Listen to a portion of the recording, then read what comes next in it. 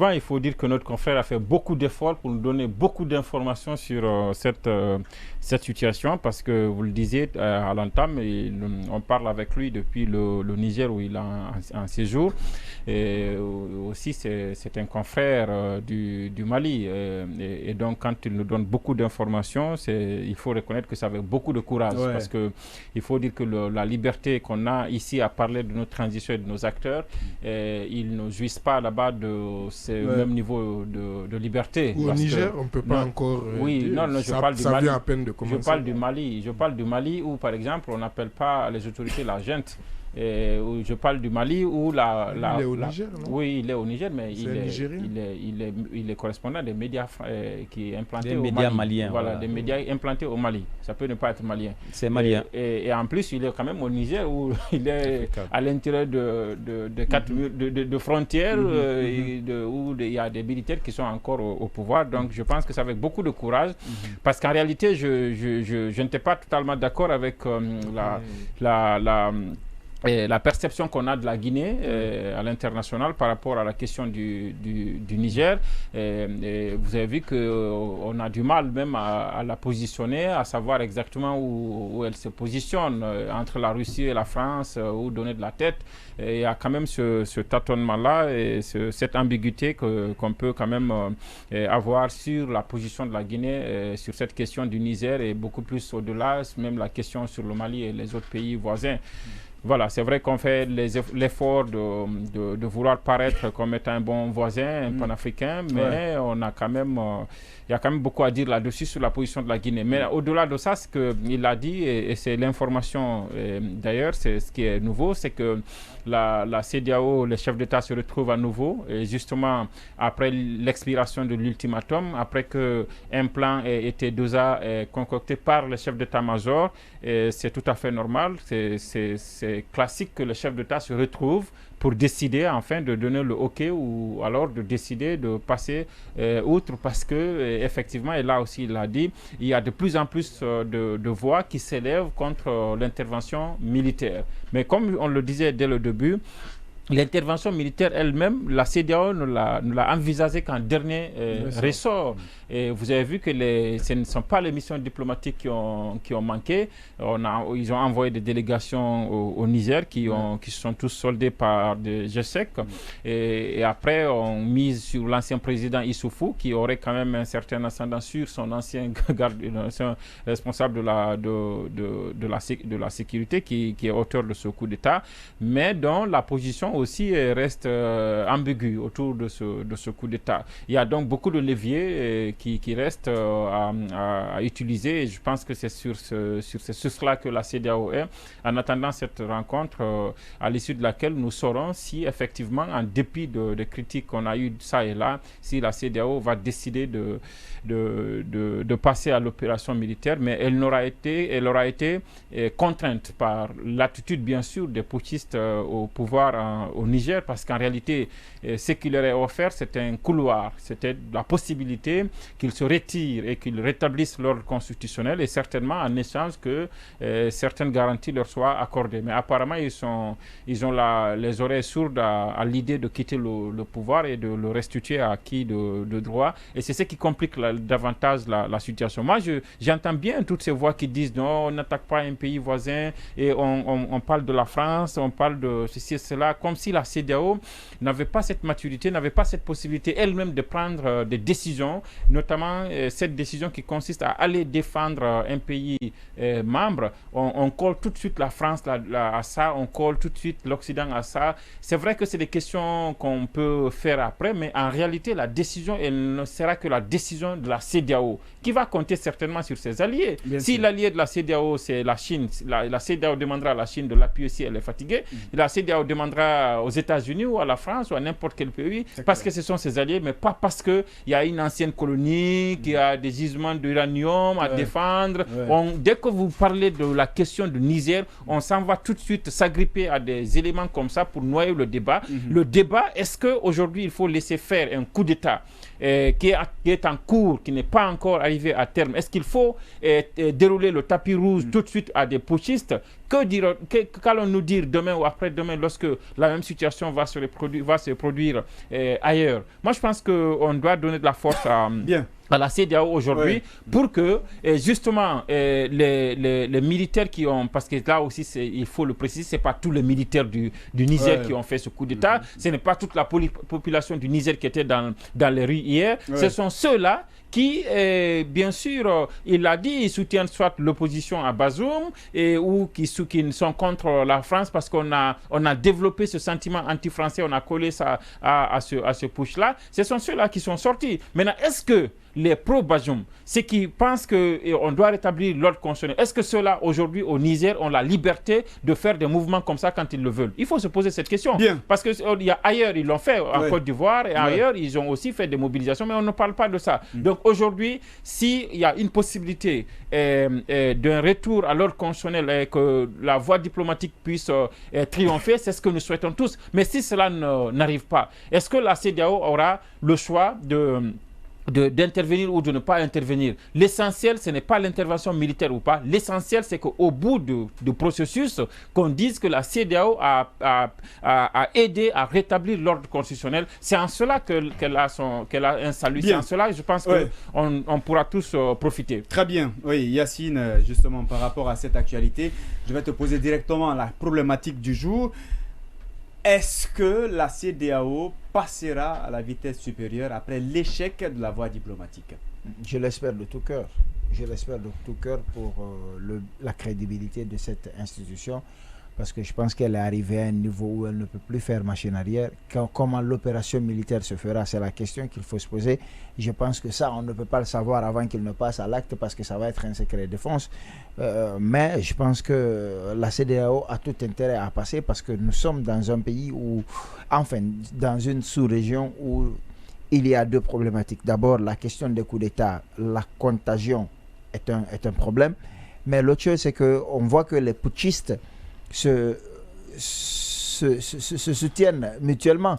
Ça veut dire que ce qui se passe aujourd'hui entre la Guinée, un peu le Mali, le Burkina et le Niger, un autre pays d'à côté peut faire un coup d'État. Le Togo n'est pas très loin du Niger. On peut faire un coup d'État au Togo et puis compter sur les 4 autres pays. Ça veut dire que quoi? C'est que tous les militaires... Ça devient une sorte de printemps. Exactement, un printemps de militaires, un printemps de coup d'État, un printemps de putsch. Et ça, c'est très dangereux, parce que si ça n'a été que les Nigériens, les militaires putschistes du Niger qui avaient décidé de défier la CEDEAO, on aurait compris. Mais d'autres pays sont même prêts à envoyer des troupes pour défendre la forfaiture, pour défendre le mal, pour défendre le crime contre la démocratie au Niger. Et je trouve que ça, c'est gravissime. Il faut faire très attention. Parce que si le Mali est capable d'aller défendre un pays alors qu'il y a une partie de son territoire qui échappe à son contrôle, on peut dire la même chose pour les Nigériens. Hein. Non, c'est différent. C'est différent. C'est complètement différent. C'est complètement différent. Heureusement, on est d'accord. C'est complètement différent, parce que pour moi, c'est beaucoup plus compliqué. Mais ce que je veux dire, c'est que c'est la menace qu'il faut voir. D'accord. Les uns ont menacé, les autres aussi ont menacé. Ce qui veut dire que si on n'attaque pas le Niger, alors qu'on a vraiment... on n'attaque pas le Niger. Non, enfin, on attaque les putschistes. Voilà. Si on ne va pas déloger, mort ou vif, les putschistes du Niger... Oui, mort ou vif, bien sûr. Non, mort ou vif. On ne souhaite pas mort. Non, attention. Oui, on ne souhaite pas mort. Mais s'il faut passer par là, c'est mort ou vif. Moi, je pense que je... Non, c'est son avis. Ne dilue pas mes propos. Ne les dilue pas. Bon, toi, tu espères. Pardon, laisse-moi continuer. Je dis, si on doit déloger les putschistes. Vif, ce serait l'idéal. Voilà. Mais s'il n'y a pas le choix, mort ne tuerait personne.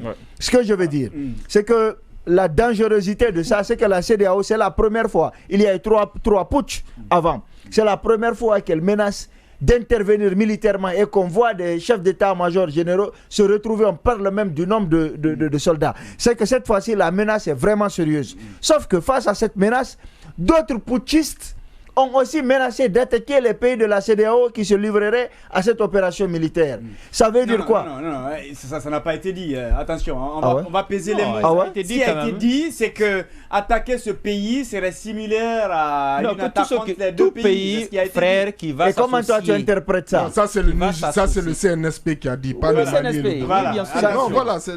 Non, moi je ne parle pas de l'association, je parle de pays qui ont dit que tout pays qui agresserait le Niger, laisse-moi terminer. Voilà, sera considéré comme une déclaration de guerre. Les autorités au pouvoir au Niger qui l'ont dit. Non. La déclaration commune. Le communiqué conjoint. C'est en Guinée qu'on n'a pas parlé de. Non, mais c'est en Guinée. Retrouver le communiqué.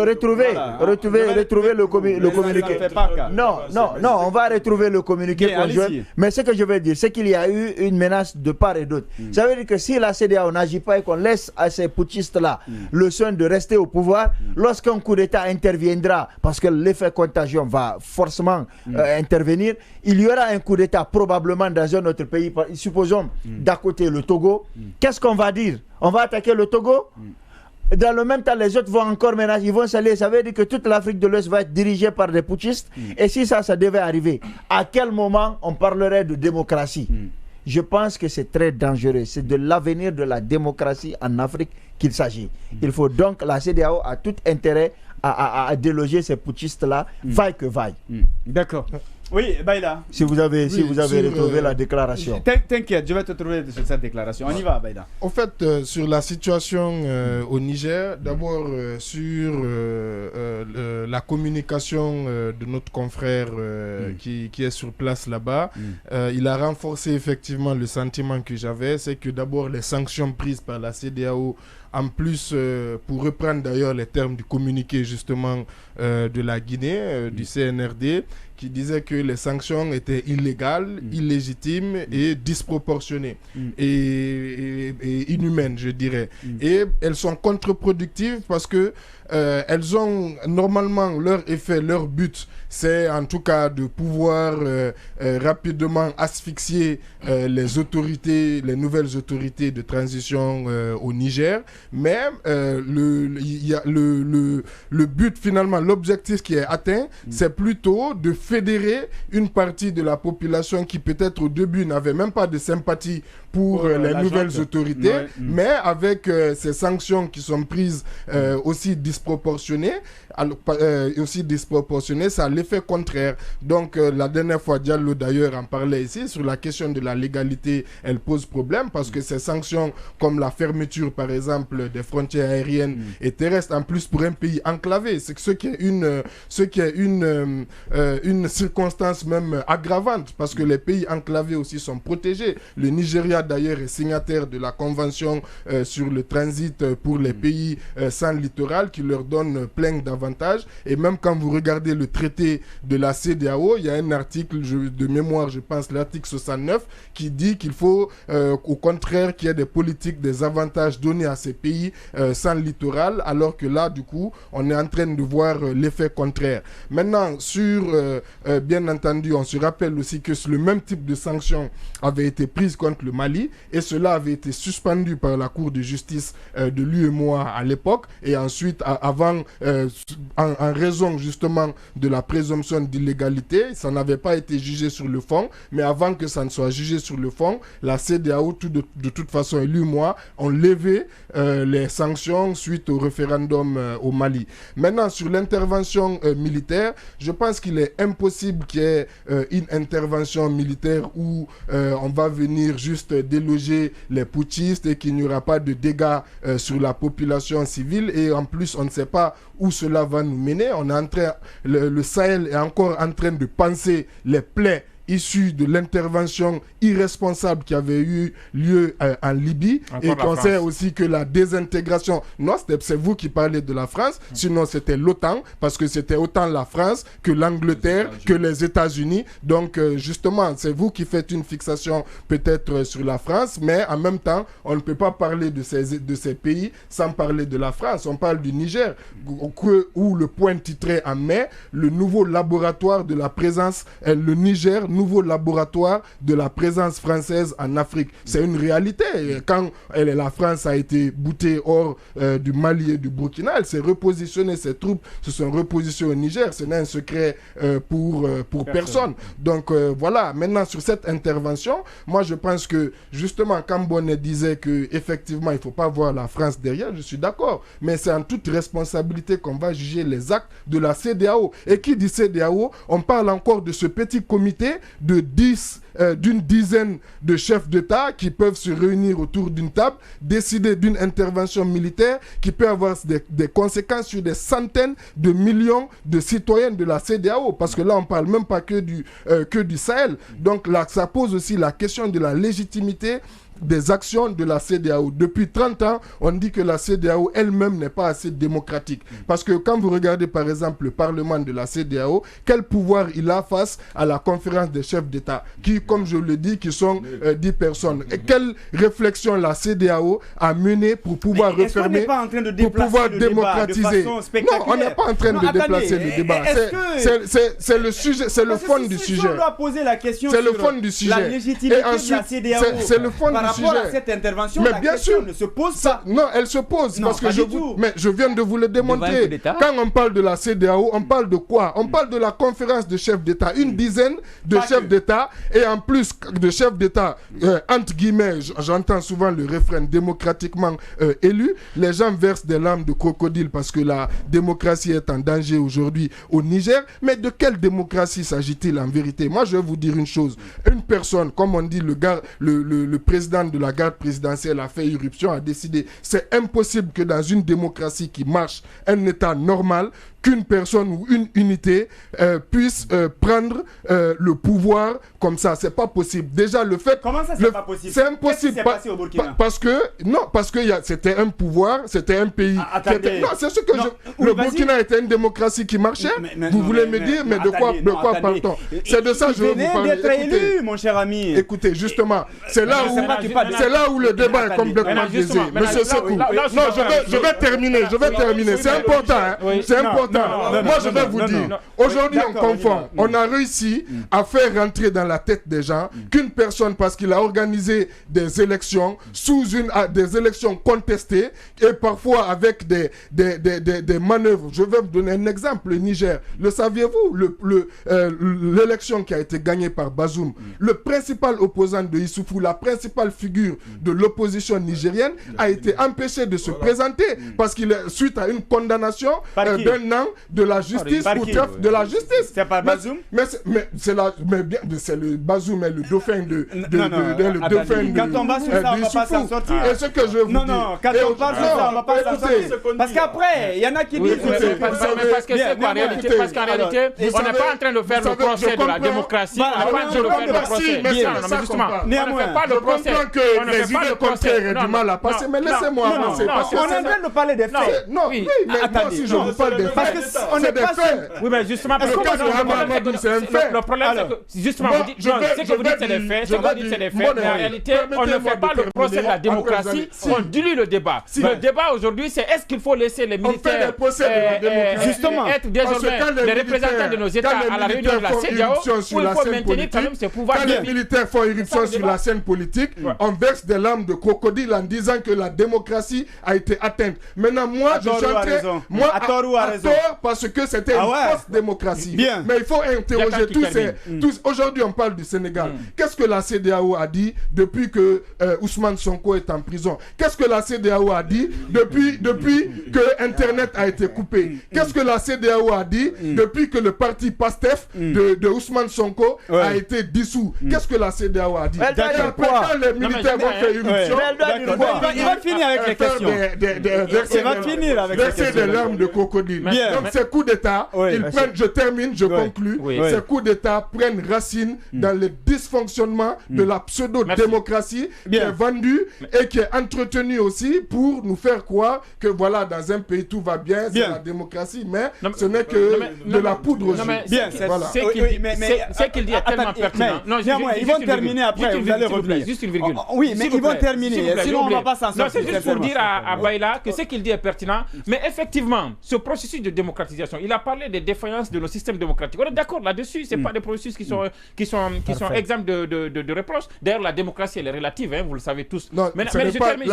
C'est un euphémisme On vous a écouté. Ils sont carrément dysfonctionnels. Ce que je suis en train de dire, justement, ces démocraties sont défaillantes. Complètement. On est d'accord là-dessus. Complètement d'accord. Maintenant, est-ce qu'il faut les améliorer ou il faut les interrompre? Est-ce que le coup d'État, c'est une solution pour améliorer la démocratie? Personne n'a dit ça. Non. Mais le débat aujourd'hui... Oui, mais le débat... On décrit les conséquences. Le débat... Pour ça, il faut faire très attention. À aucun moment dans mes propos... Non, je précise. Non, tu as fini. Il ne l'a pas dit. Non, c'est parce qu'il a dit... Oui, mais il a fini. Alors, il m'a dit... Est-ce que tu permets... Non, attention, je vais préciser, c'est important. Non, c'est important. Je ne suis pas, il ne faut pas me faire passer pour quelqu'un qui est en train de faire la promotion. Pour une deuxième fois, je suis celui qui t'écoute. Mais c'est important. Oui, il ne faut pas me faire passer pour quelqu'un qui applaudit, qui critique les coups d'État. Ce que je dis... Oui, non, mais j'explique. Justifier, expliquer n'est pas justifier. J'explique les causes d'une conséquence. Et je ne suis pas en train d'applaudir cette conséquence. Bien. Voilà. Attends, on va leur donner la chance de dire un mot, après on te reviendra. Sinon, ça va être compliqué. Oui, allez-y. Prochainement, je ferai comme Baïla. Bien, non, pas du tout. Je suis gêné par quand Yacine parle de crédibilité. Ce dont on a besoin, c'est de la crédibilité de la CEDEAO. C'est ce que lui manque. La CEDEAO manquait de crédibilité et ça a entraîné toutes ces situations-là. Et la jeune du Niger a cette crédibilité. Dans la junte, vous savez que si la junte aujourd'hui réagit, c'est puisque la main de la CEDEAO a tremblé quelque part. Extrêmement, cela a été utilisé comme un argument. Et le monde entier comprend. La réticence de certains États à l'intervention militaire donne l'exemple, c'est même un coup de magistrat. L'Allemagne et l'Italie sont fermement opposés à une guerre.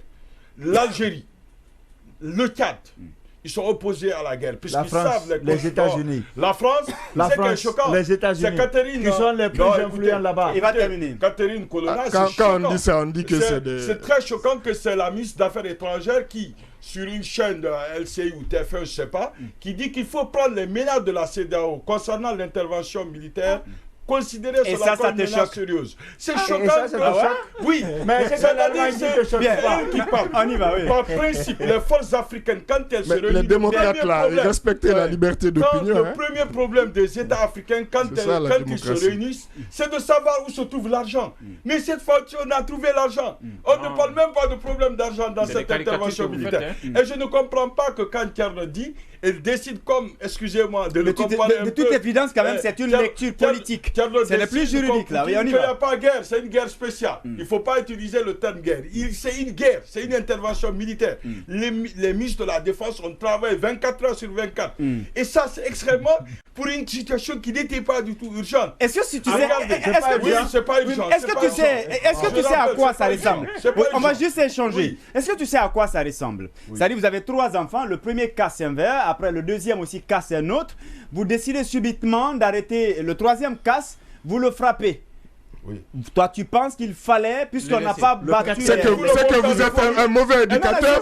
Si votre premier enfant, deuxième enfant, c'est que le problème, c'est vous. On va se comprendre. Le problème là-bas, c'est vous. Est-ce que... Non, on va se comprendre. Votre exemple. Est-ce que finalement... Je le partage. Est-ce que finalement... Je le partage. Est-ce que finalement... Parce que au Mali, en Guinée et au Burkina, on n'est pas intervenu militairement...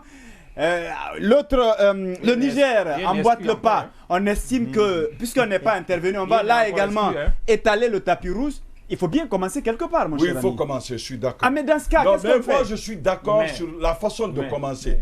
La façon de commencer est pertinente. On peut quand même utiliser d'autres voies, faire un effort. Mais aujourd'hui, on a quand même une fixation sur l'intervention militaire. On a fait semblant qu'on veut négocier. Mais ne perdez pas... On a fait semblant? Qu'est-ce que tu fais de ces délégations qui sont parties? Le 31 mars 2021, le Niger a fini, la France a fini d'exploiter l'uranium. 2186 tonnes, c'est épuisé. Ils sont dans un projet de 200 000 tonnes, soit 50 000 par an, en 43 ans qu'ils vont exploiter. Donc du coup, il y a des intérêts qu'on ne dit pas. Et alors, si vous voulez défendre la démocratie, normalement, vos feuilles doivent être les mêmes. Quand vous regardez le président, le Burkina, ils ont renversé un président démocratiquement élu, dans les mêmes conditions que le Niger. Mais on n'a pas réagi fortement.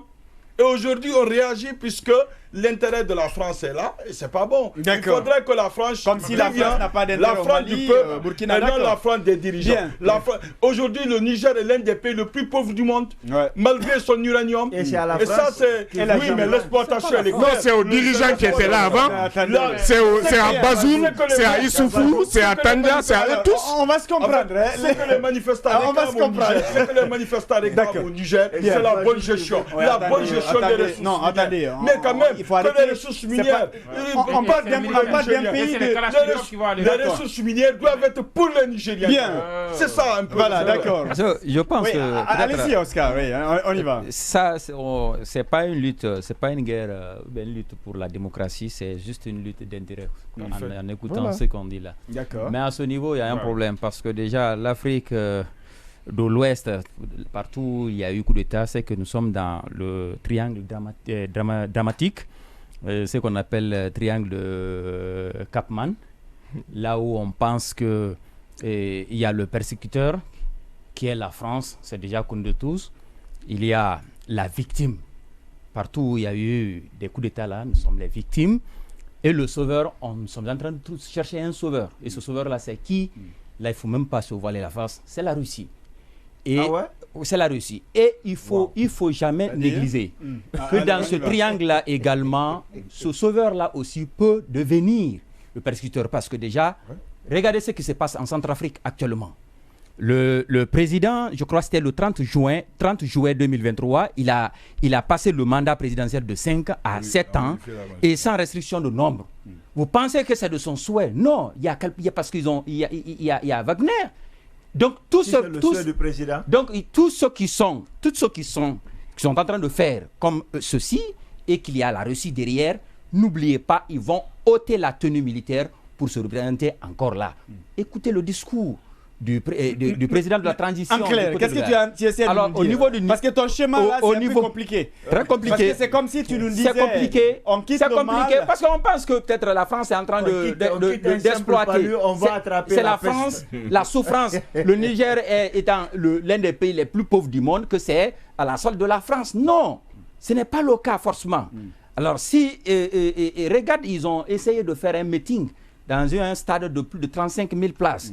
Ils sont en train de faire la même chose que le Burkina avait fait, la même chose que la junte au Mali avait fait, pour démontrer qu'ils sont soutenus par la population, parce que déjà, ils ont trouvé un bouc émissaire. Tout ce qui se passe dans leur pays aujourd'hui, ce n'est pas un problème de Bazoum, ce n'est pas un problème de qui, c'est un problème de la France, d'intérêt. La souffrance, c'est la France qui est en train de le faire. Donc aujourd'hui, on a écouté notre confrère, le journaliste, le correspondant de Africable au Niger, qui avait dit qu'il y a eu même la création des structures civiles de veille par les jeunes qui veillent la nuit pour au moins suspecter tout mouvement, non, pour au moins inspecter tout mouvement. Donc il est en train de le faire au sein de la population.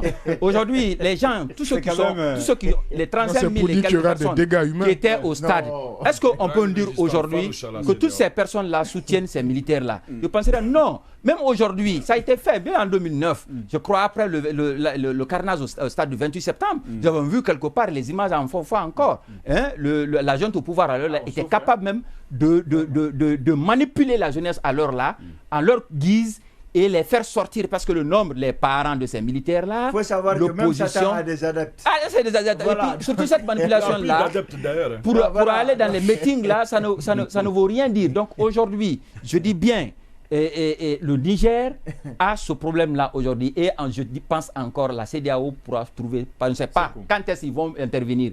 Mais l'intervention Toi, tu es déjà convaincu qu'il y aura forcément... Je suis convaincu, Bien. Dans la mesure où ils disent que déjà ils ont des renseignements très sûrs, qui disaient que là, il devrait être attaqué. À la guerre, comme à la guerre. On maintient Bazoum comme déjà un bouclier. On prend une partie de la population pour en servir de bouclier. Mais je pense maintenant, l'intervention qui va venir doit être vraiment très précise et de façon très professionnelle pour pouvoir, parce que nous ne pouvons pas continuer comme ça. Nous ne pouvons pas continuer avec les coups d'État. Il faut que la CEDEAO prenne une main. Je pense que la France avait dit qu'ils soutiennent toute intervention, mais pas quand même les 1500 soldats. De ne pas compter sur ceci, mais ce n'est pas ça officiel. Ça, c'est un discours. Oui, c'est un discours officiellement. Mais officieusement, je ne pense pas que c'est le cas. L'avantage de Claude et ça dépend de ce que vous allez dire. Ça dépend de ce que vous allez dire. Il a l'avantage de Claude. D'accord. Depuis combien de temps? Non. Je dis juste que oui, ne comptez pas sur ces images qu'on nous balance. Vous savez très bien que Dadis disait ici que l'opposition pense qu'il n'est pas populaire. Il avait donné rendez-vous à l'opposition à l'Abbé le mercredi. Il a dit, regardez à l'Abbé ce qui va se passer mercredi. Effectivement, il est allé à l'Abbé mercredi. Il a rempli le stade Saïfoula Diallo à l'Abbé. Mais le 28 septembre qui a suivi, vous avez vu aussi la masse qui est allée au stade du 28 septembre. Donc, non, c'est pas c'est pas un indicateur, sincèrement. Mobilisation en Afrique, c'est pas et puis un pays de combien de millions d'habitants? Effectivement, dans un contexte où la propagande est dans, on a instrumentalisé beaucoup de sujets, on l'a mis là. Mais en réalité, c'est quoi? C'est qu'on prend le preneur d'otages comme un sauveur. En réalité, c'est ça en Afrique en réalité. Si on ne fait pas attention, les prochaines réunions de la CEDEAO, nous verrons des colonels, des généraux et des sergents là-bas à la place des civils qui doivent diriger nos États. C'est des militaires qui l'ont créé. C'est des militaires qui ont créé la CEDEAO. Oui, allez-y. Regardez aujourd'hui la CEDEAO. On a au moins combien de pays? Au moins 4. On a la Guinée, le Mali, le Burkina et puis le Niger. Ça reste combien pour qu'on puisse avoir... Non, mais on a quasiment la moitié qui est dirigée par des putschistes militaires. Vous le savez. Maintenant, est-ce que pour vous, justement, c'est ça les remèdes pour la démocratie parfaite que vous voulez? Est-ce que c'est ça? Est-ce que c'est cela? Maintenant, je pense que... Moi, c'est pire, c'est un rébellion. Si on peut s'écouter... Est-ce qu'il peut terminer quand même? Sinon, moi, je pense que le sujet est très sérieux. Aujourd'hui, ce qui se passe, c'est qu'on a des preneurs d'otages, qui sont ces militaires qui viennent sur la scène publique et qui prennent le pouvoir, et après qui se dressent en sauveur du peuple, alors qu'ils viennent interrompre un système qui est en cours, justement qui n'est pas parfait, que nous devons parfaire. Mais si à chaque 10 ans, à chaque 15 ans, à chaque 20 ans, nous allons faire des refondations, nous allons avoir des militaires à la tête de nos États, et avec leur couleur de clientélisme et de gabésie financière et de tout. On se souvient encore des propos d'Alpha quand il a pris le pouvoir ici. Il avait dit que il avait hérité d'un pays, mais pas d'un État. Effectivement, attendons de voir quand on sortira du gouffre dans lequel on est en ce moment, si celui qui on aura effectivement. Est-ce que c'est ce que vous voulez au Niger, c'est ce que vous voulez au Mali, c'est ce que vous voulez un peu partout en Afrique pour que nous continuons à végéter dans la situation dans laquelle nous sommes en ce moment? Effectivement, ces systèmes démocratiques ne sont pas parfaits. On est d'accord là-dessus. Mais il faut les parfaire de l'intérieur. Il ne faut pas aller prendre des boucs émissaires, la France... l'uranium, la bauxite et autres. Là, c'est parce qu'à l'interne, nous n'avons pas encore été sérieux, nous n'avons pas encore été matures. Sinon, en réalité, on se serait passé de ces questions d'anciens colonisateurs et on aurait vraiment pu développer nos États en s'entendant à l'interne, en mettant des barrières infranchissables. C'est-à-dire que jamais les militaires ne se mettent à l'idée qu'ils peuvent vraiment se substituer au pouvoir civil. Très bien. Beaucoup de messages dans la boîte, si vous permettez. Abou Poutine Banco, je suis parfaitement d'accord avec Baïla. Tant que les chefs d'État continueront à faire des manœuvres à choisir à la place du peuple en écartant les candidats légitimes comme le cas du Niger et le Sénégal, les militaires trouveront des arguments pour faire leur coup d'État. Mais toi-même, tu dis argument. Ça veut dire que tu es convaincu que c'est pas justement, ça. Mais si vous ne leur donnez pas cette opportunité, c'est impossible. C'est pourquoi je disais, quand un truc marche, ça ne passe pas. Très bien, on a compris. Ce n'est pas une justification. Bonsoir les grands journalistes. À propos de EDG, si ce n'est pas pour arnaquer la population, il ne vaut rien pour nous parce que tout ce qu'on demande, il ne le fait pas, mais ils sont prêts à envoyer des grandes factures pour payer à propos du Niger. Le Niger doit comprendre qu'il veut qu'il veut pas évoluer sans la CEDEAO, car la CEDEAO est l'organe qui nous permet d'évoluer avec les partenaires, et la population nigérienne doit comprendre que la CEDEAO n'est pas contre elle, et la Guinée doit aller devant sa porte avant de balayer devant les autres. C'est signé par Sekou Pneumatique depuis Kaporo, donc qui nous a laissé ce message. Siradio Sunke aussi. Siradio Sunke nous a laissé un message. Bonsoir Monsieur Keita, amicalement à toute l'équipe. Un général qui refuse d'aller à la retraite et qui kidnappe son président. Tu vois des Africains en faire cela une affaire de souveraineté, d'indépendance, ou je ne sais quoi encore. L'Afrique de l'Ouest est dans le discours populiste et dans le nationalisme. Non, il a dit... tu peux transférer ça là? Non, moi j'ai déjà lu... ça devient une attaque personnelle. Non, moi j'ai déjà lu le message. Mais bizarrement, les pseudo-démocrates ne sont pas très démocrates parce qu'ils n'aiment pas la liberté, d'opinion. J'ai remarqué ça souvent. Oui, permettez, ils n'aiment pas les arguments. Bonsoir les débatteurs du OAP. Je dis et je respecte en tant que seul ressortissant français se trouve sur le territoire africain. L'Afrique n'aura ni la paix, ni la fraternité, ni l'amour. Donc toute option doit aboutir au dégagement de la France sur le sol africain, et même les ambassades françaises. Diakité, Mamadi et de Bokeh, ça c'est trop dire mon grand. Un autre message, oui, il n'y a pas de problème, on le comprend. Bonsoir Monsieur Keita et à toute l'équipe. Dites à la CEDEAO qu'il n'est jamais le temps quand le danger n'est jamais là à temps quand le danger est présent de nous sortir contre lui. Je termine toujours par saluer Elhaj Mamadou Silla, ambassadeur de Conakry, capitale africaine, président de l'UDG et de la CORED. Siège, c'est signé par Aboubakar Benfa Amara qui nous laisse donc ce message. Un autre message, Abou Poutine, on avait déjà lu ça. Bella donc qui nous laisse ce message. Bonsoir chers chroniqueurs. Ailleurs, la démocratie est adoptée pour assurer la plénitude des libertés, des droits, des alternances. Or en Afrique, la démocratie est adoptée pour étouffer tous ces avantages. Malheureusement, ce sont les civils démocratiquement élus sont évalués par des autres, pas par les peuples. Le message, il est compris, beaucoup de messages, mais on est pris par le temps. Alors, un mot...